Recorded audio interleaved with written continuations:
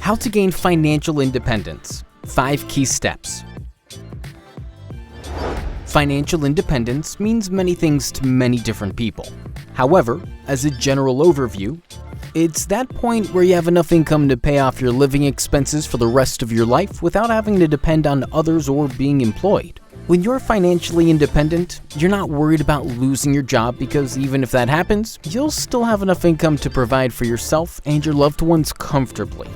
If that sounds like your dream, then you've clicked on the right video. Hey guys, welcome back to another video on the channel. In today's video, we are looking at 5 important steps that will set you on your way to becoming financially independent. Step 1. Expenses versus income. As simple as it might sound, it is usually the most complex and important part of attaining financial independence. A lot of individuals never really know how their money finishes before all their needs are met. If you are ever going to be financially independent, then you need to make sure that you are not spending more than you earn. The best way to do this is to monitor your monthly expenses. Take note of them, and then cut the expenses you know are unnecessary. Like the famous saying goes, you need to cut your coat according to your cloth. This particular step affects a lot of different parts of your life, including your lifestyle. So you must be ready to make some sacrifices. We all have those things on our list we know are not exactly important but still raise the numbers on our expenses past those on our income. It is things like these that must be completely eliminated to balance the expense-income scale. Or better still, shift the scale in favor of your income. In summary, make sure that you are spending less than you earn every month. Step 2. Income and saving. Now that you have cut down on your expenses and you can see that money doesn't just disappear, the next step is to look into saving. Moving forward from this point, saving can happen in 2 ways, both of which are equally difficult, but we will get to that in a bit. Once you get your income for the month, take care of all the very important expenses and then save what is left. Some might advise you to not save all of your remaining income. The reason being that there are certain unplanned expenses that could pop within a month that you would need to take care of, and that reason is completely valid. However, we think that for possibilities like this, instead, you need to set aside some part of your income for emergencies. This is called an emergency fund. You can save every month until the fund becomes substantial, say $1,000. Once that's there, store it in a place and only touch it when push comes to shove. That way, you won't have to depend on your credit card or borrow from friends. Another way you can save if you're not comfortable with saving everything after major expenses is to have a set percentage of your income which you save every month.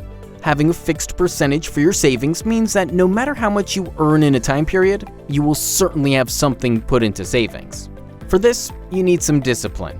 1. In selecting what percentage of your income goes to savings, and 2. Staying faithful to saving the percentage every month. The key to saving is to avoid consumerism and stay disciplined to your saving quota. Step 3. Debts. There's nothing independent about being in debt. So, after you are able to cut your unnecessary expenses and increase your savings, you need to look at your debts. If you already had pending debts before you started taking these steps, then the first thing to do when your savings begin to grow is to settle debts. Debts would always come back to haunt you in the future, so it is better to take care of them as soon as you can. Also, make sure you avoid incurring any unnecessary debts on your journey to financial independence. Debt literally sounds like it was coined out of dependent. So, if you're going to become financially independent, you need to stay away completely. Step 4. Invest. This is a matter that cannot be stressed enough. Investing your money for good returns is just as important as any of the steps we have discussed in the video so far. While saving your money is good for you and possible emergencies, investment is one way to make sure that the money you have worked for also works for you. A lot of people are scared of investments because they are scared of the returns not being very valuable or even outrightly losing their money. But there are easy ways you can work around this. For those who do not earn in six figures, you can always invest in low-risk investments that will not drown all your money and are more likely to always bring in decent returns. So, as your excesses in income increase, you can do well to not just keep the money, but put the money into something that can create more money without directly involving your labor. There's a hard limit to how much money you can earn while working because you only have 24 hours in a day. No matter how hard you work, that'll never change, and it'll also be a hard limiter for you. However, with investments, your money works even when you don't work, which is great because the money isn't limited by the 24 hours in a day. So, you also have unlimited earning potential. Step 5. Learn from the right people. All of these steps might go to waste without the right people feeding you the right information. You need to know the right investments to put your money in, how to save efficiently, and things like that. While we have covered the basics in this video, you'll need to go in depth into all of these topics to get as much knowledge as you can.